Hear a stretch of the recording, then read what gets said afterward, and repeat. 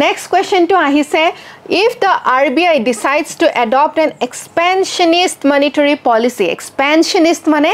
jetia loan luar hubidha kori diye, thik ase tar mane bankor rates bilak যদি loan কেতিয়া লব আপোনালোকে যেতিয়া আপোনালোকে এই যেটো পার্সেন্টেজ অফ ইন্টারেস্ট হয় এই পার্সেন্টেজ অফ ইন্টারেস্ট তো কম কই পাব এই পলিসিটো কি বুলি কয় expansionist policy বুলি কয় monetary policy which of the following would it not do এই যে not বোলা বস্তুটো আছে which one of the following is not correct